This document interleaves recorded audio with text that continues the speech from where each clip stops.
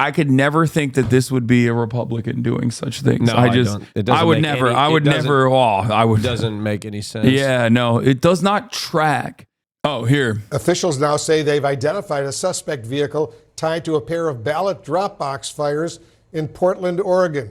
Authorities are investigating the very disturbing incidents as well as another blaze at a drop box in neighboring Washington state. I want to bring in CNN Sarah. Maybe they're equal opportunity.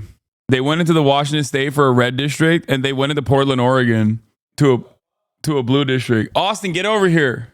I don't understand anybody who lives in Oregon, Multnomah County. Oh, in case you didn't know, I'm from Oregon. Oh yeah, you're wearing. Yeah, we brought our Oregon correspondent, and he's literally wearing an Oregon shirt. Oregon correspondent here.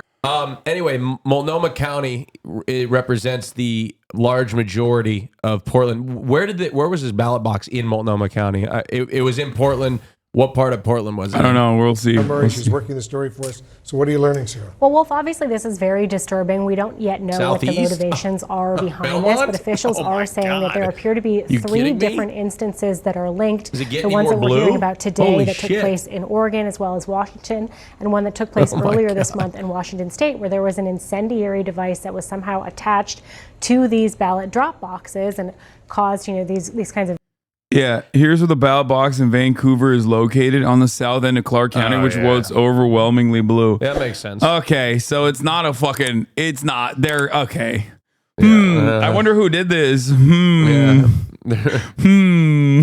You'd have to burn a lot more ballot boxes in fucking Oregon and Washington State. Jesus Okay, don't give Christ. them ideas, No, bro. I'm not telling you to do it. No. Hold on, FBI. Believe me, don't worry. I'm not telling you to do that. I'm not telling you. Don't do that. Don't do that. Okay, I'm not saying. Whoa, to do you're that. speaking to them directly? No, You're communicating with them? No. Is this a stand back, That'd be stand fucked by up. moment? That'd be fucked up if I got done in for that, but Trump incited a riot at the Capitol on January 6th, and anyway. FBI, open up. No, don't do it. Now, it seems like you're giving them commands. Austin. No, I'm not. Stand What back. the fuck? Stand back and stand by. Oh my God. Oh my God. The videos that we're seeing here, these flames and ballots burning in Oregon, they said it was just 3 ballots that were impacted and that they've reached out to the people who were impacted. And in Washington State, 3 though, they ballots? said there are hundreds. And so they're basically telling people if you cast your Jesus ballot over the Christ. weekend in this drop box to check the ballot tracker online. These are both states that conduct their elections predominantly by mail. And of course, in Washington, we have seen this very hotly contested congressional race. And Congresswoman Marie Gluesenkamp-Perez put out a statement. She's one of the candidites, of course, in this hotly contested race, saying, I'm requesting an overnight law enforcement presence be posted. I mean, yeah, she's a Democrat, but like, she's the worst kind of fucking Democrat, but it's whatever. Is she like the... She ran on a relatively progressive populist message, Justice Democrat style campaign, and then immediately turned around and was like, I'm Kirsten Sinema. Kirsten Sinema died and was, woke up inside of my body. She is so fucking annoying. Marie, this representative? Yeah. Oh, I thought you were talking about the anchor. No. Marie Gluesenkamp-Perez. Marie Perez. Oh, is she? She literally is a Washington Kirsten Sinema. Yeah, she's a Clark County yeah, representative? she is so fucking abysmally bad. Oh. She literally she's like a problem solvers caucus. Wait, is she also bisexual? Shut the fuck up. No. Come on, she's a fucking Washington State representative. Of course she's bisexual. Oh my God. Oh my God. It's by invisibility. Are you kidding me? It's by invisibility time. Oregon had a bisexual governor, and then we now have a lesbian governor. I went to college with her. We're She gay as fucking fuck. sucks. Like, I mean, here, it's just I'll show you. Portland, I'll show you what like she ran on. Hold on. Like, if you were to watch, like, let's see if we can find like her old ads, not like recent. Fuck. Can you guys find one of her older ads? Oh no. This is new. This is after she did her fucking congressional stint. She's a blue collar, Bible quoting, Israel supporting, pro choice millennial Latina. Is she the future of democratic progressivism? I'm Brian Kilme. Okay, I'm Brian Kilme. No, I'm not talking about this. I want her old out here. I'm not your typical candidate for Congress. Marie Gluesenkamp-Perez, auto repair shop owner, mother, and Democrat for Congress. For too long, our representative has rewarded the special interests and ignored us. Marie's not taking corporate PAC money. She'll deliver American jobs, better health care, and she'll protect women's reproductive freedom. We don't need another corporate shill or extremist in Congress. I will fight for working Washingtonians just like me. I'm Marie Perez, and I She even used the fucking Justice Democrats font, dude. What part of Washington State was this? Is it Clark County? I guess Like this, like Vancouver area?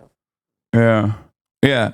Even her fucking campaign logo is literally like Justice Democrats font. That's so funny because half of her constituency like lives in Oregon, basically. Just find that Vancouver is just, like, if you live in Oregon, like Portland area, like Vancouver's so interesting to me because it's literally just Vancouver, Washington is considered the Portland metropolitan area. It's just Portland. It's Portland without state income tax, which is why anybody lives there. Like, to be honest, I think that's why people live in Vancouver, Washington, is because there's no state income tax. Like, it's probably 100% of the reason people live there is for the state income. Because why wouldn't you? And then they live in Vancouver. So get this, Hasan. You could live in Vancouver, right? Not pay state income tax, and then cross the bridge and shop in Oregon and not pay sales tax. Okay, here's best of both worlds. Here's what she did. 2 Democrats voted alongside the Republicans to repeal Biden's student debt relief plan. One of them was her? One of them was her. Why?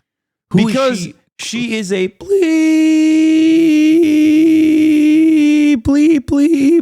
I can't even fucking, I hate her. She is a charlatan, dog shit, fucking. But what constituency is she even representing? That doesn't even look like it represents her constituency. I'm redacting most of my criticisms of her because I don't want to fucking, I don't want to go overboard.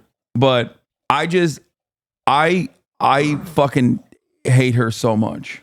But, you know, still better than a Republican, I guess. Oh, her pockets. I see. Yeah, she's no longer running. She got a 100K. Yeah, she got a 100K PPP loan. She got a $100,000 PPP loan for a fucking small business. And then turned around and voted against student loan debt relief. Did they know they weren't going to have to pay those back? Well, yeah, of course. Oh, really? Yeah. But it's Washington, so like the people that she ends up running against are usually like Klansmen. So there's not really, what am I supposed to say in that situation? You know what I mean? She's like, okay, you have like, you have the reincarnation of Kirsten Sinema, who is going to literally spear dick every progressive policy, join the problem solvers caucus, and just like create more issues for the Democrats. But also the opponent is just a Klansman. Like literally. That's like literally Oregon politics. He's like running. What? Oh, she just drank water. Oh, God. Here, you want a napkin? Oh, shit. Place. Kaya, place. I'm so sorry. Oh, it's going to be fine. It's just a little slobber. That's okay. Oh, I just got all clean. It's okay, Kaya. It's okay. I'll be fine.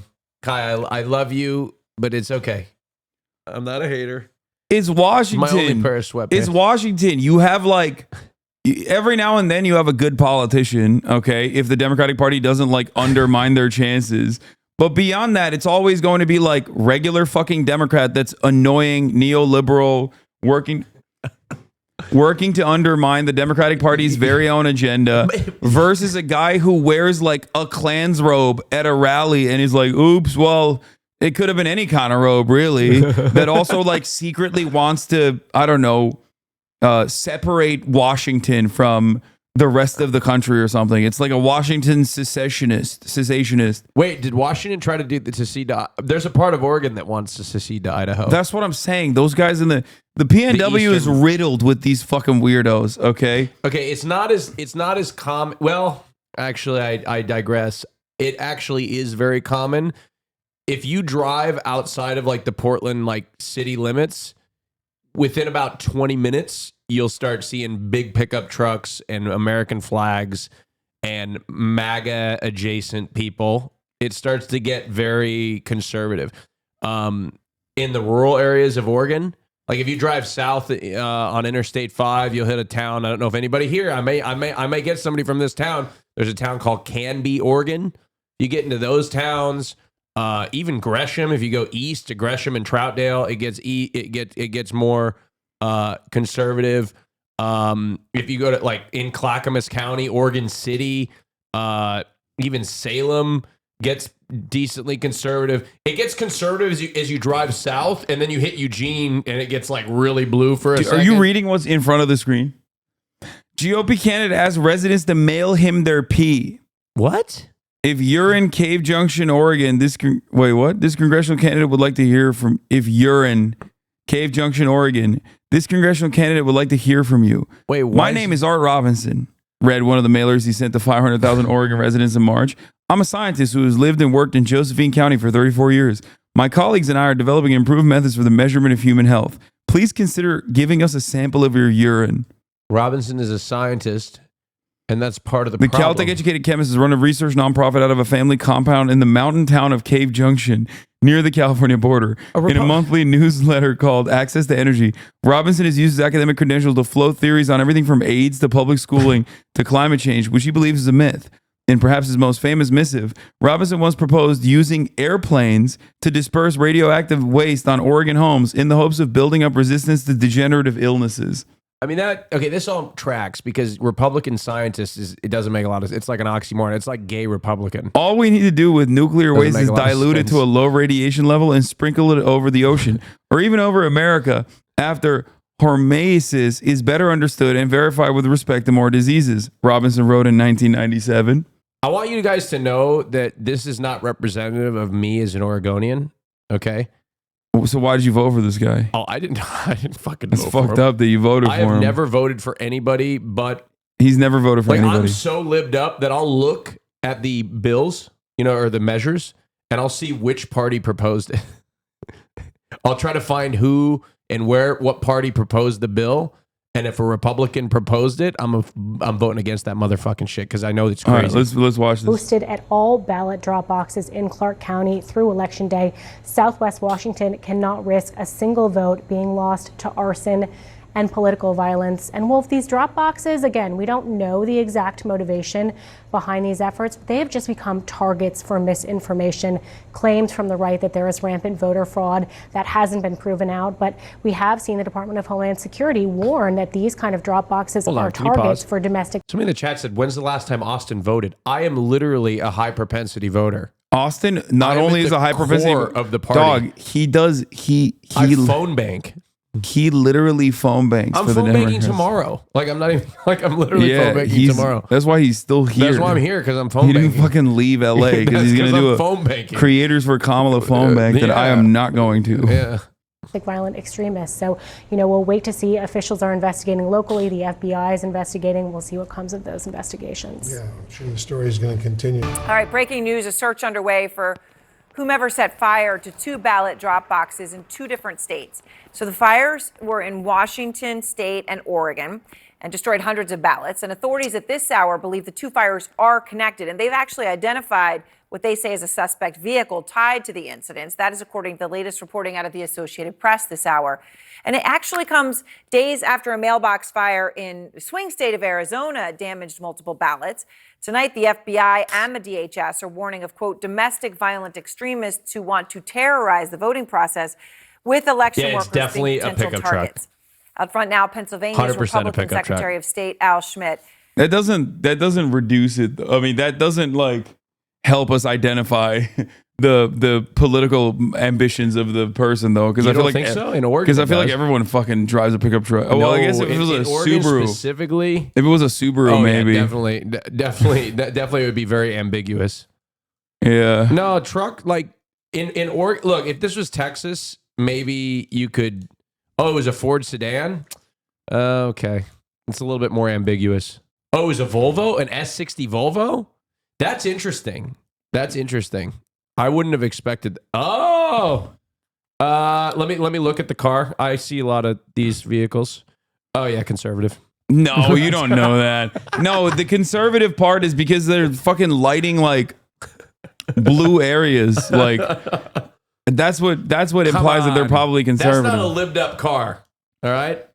Now, if we saw that drive away and it was like a 1999 Camry with a bunch of bumper stickers on it, then I'd say, okay, maybe this is maybe the call is coming from inside the house. Someone's at Antifa. Yeah, okay, dude. You know? Beginning in the late 2020, Representative Scott Perry emerged as a key figure in efforts by some Republicans to leverage the House's role in certifying electoral results to cast doubt on the outcome and potentially aid Donald Trump in reversing the election. Currently, Perry and a small group of Republican colleagues are questioning aspects of this year's election, potentially setting the stage for a similar challenge if Trump were to lose. Perry and 5 other Pennsylvania Republican representatives are plaintiffs in a lawsuit against their states, seeking to exclude ballots from military members and overseas Americans, claiming verification issues. Trump has encouraged this skepticism, posting last month on Truth Social. The Democrats are talking about how they are working so hard to get millions of votes from Americans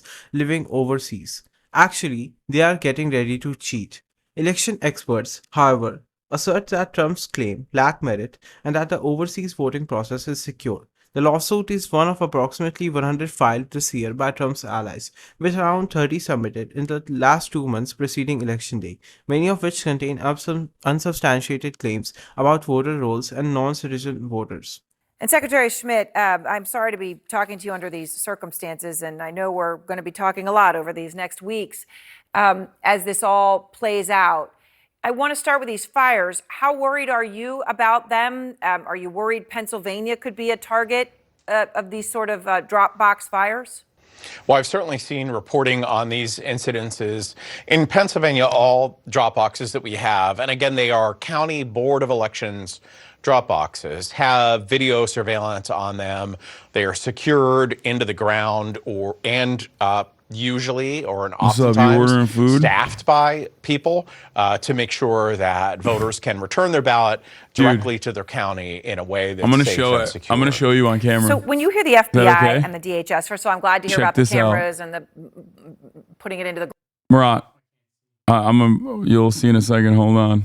Boom. Look at that. Damn. You see? That's sick. Yeah. Damn. Yeah, Murat's not impressed. He works on fucking rockets, baby. I mean, he does literally this. He's like, that's a camera.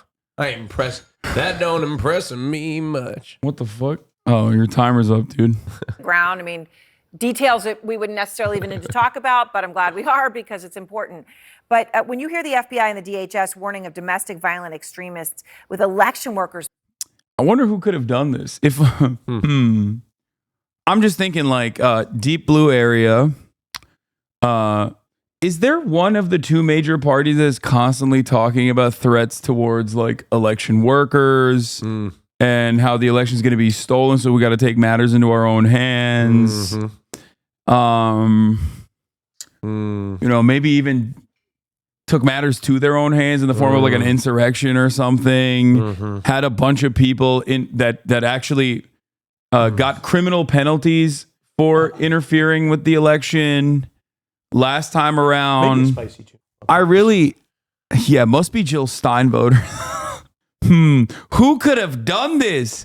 I don't know. Wait, is there a seared? Can I get a seared salmon too? Just one order. That's a. Why are you asking him anything right now? He's gonna. Oh my god. Thank you. He's gonna complain if it's not up to his standards. No, too. He's gonna be like, ugh, I don't like it. If somebody buys me something, I don't like it. No, if somebody buys me food, which is Hasan right now, I will never complain unless it's Hasan, and then maybe I'll complain a little bit. Yeah, I guess it's probably the heated rhetoric that we hear from the Democratic Party. Nigiri. It must be them that's responsible for this. I just can't seem to think. I could never think that this would be a Republican doing such things. No, I would never. It doesn't make any sense. Yeah, no, it does not track. So I imagine if you got people who have voted for Trump have a 2 for 2. Yeah, people who have either registered for the Republican Party or directly voted for Trump have a 2 for 2 rating on failed Trump assassination attempts. Yeah. I feel like they have captured that space so hard that they're just fucking doing it to themselves at this point. If you got inside this person's head, let's just say they are a Trump supporter, when we don't know that yet, right? Let's wait till all the facts come out. I'm just saying, I would never say it's a Trump supporter. No, it could be. You No, you never. Don't think it could? No, never. Okay. Well, let's just say theoretically, if it was, what are they thinking? It must be like, oh, they're doing voter fraud, so we might as well do it too. That's literally what prominent cases of voter fraud that were targeted in the aftermath of the 2016 election said. Yeah. One of the ladies voted under the name of her dead husband as well as herself, and she was caught. And she literally said, it's because Trump told me undocumented immigrants are voting. So these people go online, read some sort of like fake news article about voter fraud and how they're voting with like dead people, and then they literally go do the voter fraud. Yes. The answer when is... it's not actually happening, but they actually make it real and do it themselves. The answer to your question is yes. That is awesome. And I agree with them. Yeah. I agree. The only way to combat potential Mexican voter fraud is if you, Barbara, you, Deborah, go out and take matters into your own hands by doing voter fraud yourself. Okay, by the way, what are the Republicans saying about like no like identification? Like I had to provide my driver's license number when I voted. Yeah, well, some states you don't have to. Oh, really? But it doesn't matter. It doesn't matter that I have a driver's license? What? That's not... What are you talking about? Marcy, you just doxed yourself. Yeah, because I have a driver's license. Yeah. Owned. Being potential targets. No, guys, what come on. Are you kidding me? I don't support voter ID. Are you fucking kidding me? Austin wants voter ID. No, he I told don't. me they're restrictive. A little bird told me that you used some of the rhetoric that you heard from me earlier about shy Kamala Harris voters in the morning conversation that you had with. Oh yeah, with Mike. With Mike. That's a me. That's not your rhetoric. That's my rhetoric. I came up with that on my own. I swear to God, that's something that I have thought for a long time, but maybe you had the confidence to say. But no, look, there's no such thing. Look, I'm going to say it. Oh my God. There's no such thing anymore as a shy Trump voter. They are the most proud. Stop. No. You're repeating things I told. What the fuck? They are the most proud, like. I'm done doing political commentary. I'm just gonna call Austin up on the phone. In fact, and have conversations with him so he can just say it. Part of the fact of being being a Trump supporter is like what they value is telling you that they're a Trump supporter and like I don't give a fuck what you Austin, think. This is verbatim the conversation that we had. Maybe I got it from you. It's one of those things that it happened and I don't know where I got it from. Maybe I got it from you. We had a phone conversation. I was thinking about this before. I brought it up and you're like, yes. And then you went on a tangent. No, that's not. No. I was in the shower too. Yeah. Like I know exactly what I was doing at the time. By the way, because I was thinking like, should I tell Austin that I'm in the shower while we're having this conversation? Is another thought that went through my mind while we were having that combo. I do have some data. I think this is a good opportunity to share it about the election. There have been poll after poll after poll that have indicated that amongst those that have already voted in states, Kamala Harris is winning, and even Florida. Now let me pause. Florida is not going to go blue. No question about it, right? But what it does tell you is that it's an early indicator that she's winning independents by a large margin, specifically in the early vote. Now, we'll have to see what happens on election day, but if you look at a state like North Carolina, it's pretty much split. 1/3 Republican, 1/3 Democrat, 1/3 independent. So based on and somebody said you trust polls too much. First of all, I don't trust polls too much, but polls specifically that are polling people that have already voted tend to be pretty reliable polls. And I say that because I read it somewhere. Those tend to be a little bit more reliable. North Carolina is absolutely not lost. Absolutely not lost. But there are indicators that she's winning among independents. And a lot of young people specifically. Oh, and I also heard today, this is what I am not sure of, okay? I am not sure of this, but I did hear that in Nevada, they are seeing indications that like lower propensity voters, people that haven't voted before, Democrats are doing pretty well in that category and better than Republicans in Nevada at this moment. The tide is obviously they got out to a good start, but the momentum that Republicans have is starting to come down a little bit. But yeah. Anyway, that's some data that I found out. But who knows what's going to happen on Election Day?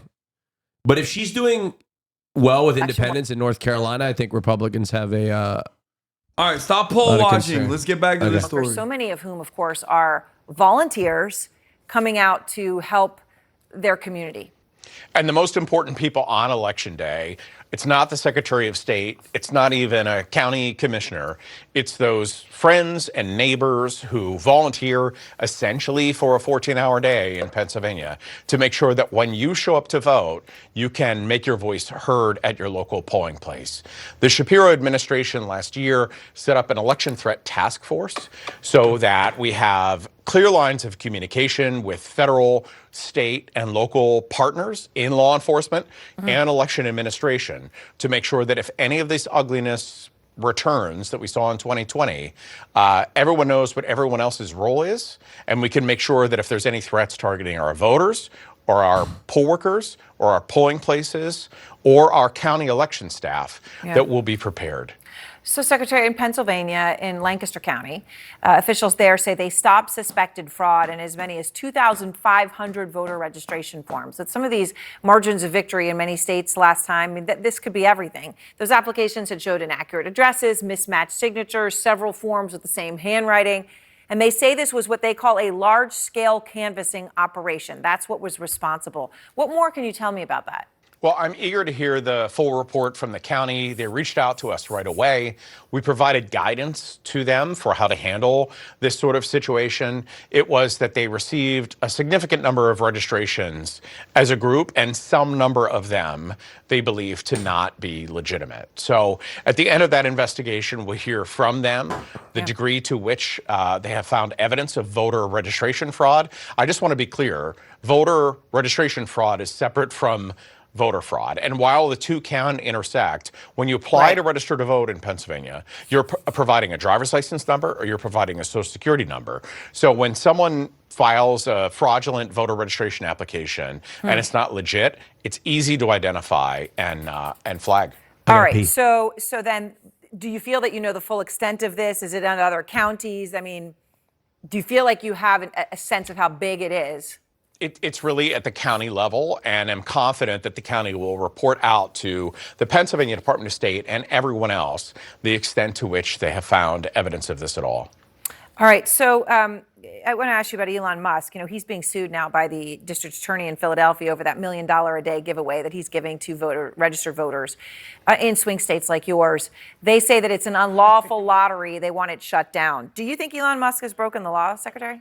Well, I can certainly see why it would be concerning. The Pennsylvania Department of State is not a law enforcement agency. So I would really leave that up to our partners in law enforcement to make a determination about whether that's lawful or not. I'm curious when you know, there's been all this talk about whether Pennsylvania will be able to have results on Election Day. I know you have cautioned against expecting that, even though you have machines that will help open some of those mail-in ballots that are designed to open the outer ballot, the inner ballot, all of that. But now you're getting a sense for how many people are voting early.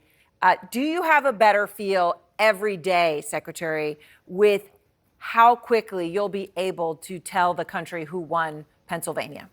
Well, Aaron, every election, whether you have mail ballot voting or not, always comes down to how close an election is before you know who won and who lost. And while our laws, unfortunately, have not changed since 2020, that prevent counties from processing mail ballot envelopes before 7 a.m. on election morning, some things have changed. New equipment at the counties, a lot more experience than they had in 2020, and fewer voters voting by mail. Even though it's widely embraced, during that peak COVID environment, we certainly had a lot more voters choosing to vote by mail. So with those three things, I'm confident that our county partners will process mail ballots expeditiously and with integrity. All right. Well, Secretary, I appreciate your time. Thank you very much. Donald Trump has intensified his baseless claims that Democrats are planning to cheat or steal the election, sparking concerns that he might attempt to challenge the results if Vice President Kamala Harris wins. However, legal experts note that several new safeguards make any such efforts far less likely to succeed. These protections include a new electoral law passed after the January 6 insurrection, recent court decisions, heightened vigilance from state election officials, and proactive law enforcement prepared to prevent any repeat of the violence at the Capitol 4 years ago. It's very hard this time, said Richard Hassan, an election law expert at UCLA. In 2020, Trump similarly warned of fraud before the election. After his loss to Joe Biden, he pressured officials to overturn the results, filed numerous lawsuits alleging fraud, and urged then Vice President Mike Pence to refuse to certify the outcome. Despite his efforts, state officials resisted, courts dismissed his lawsuits, and Pence carried out his duty to affirm the results. This time, Trump lacks the authority of the executive branch, and the Bipartisan Electoral Count Reform Act, passed in 2022, has strengthened the process. The law clarified the role of federal courts in swiftly resolving disputes, tightened procedures for counting electoral votes, and made it harder for lawmakers to raise frivolous objections. Some recent attempts by Trump aligned groups to alter the vote certification process have already failed in court. Last week, Georgia's Supreme Court rejected efforts by pro Trump Republicans to implement laws like hand counting ballots and other measures that could delay certification. If Trump does challenge the election, he has two potential avenues, both of which are long shots, says Hassan, director of the Safeguarding Democracy Project at UCLA Law School. One would involve delaying the certification process in certain counties or states by alleging irregularities. In swing states, some officials who have rejected the 2020 results could attempt to disrupt certification. If you found this video informative, then make sure to hit the like button and subscribe to the channel for more videos like this, and thanks for watching.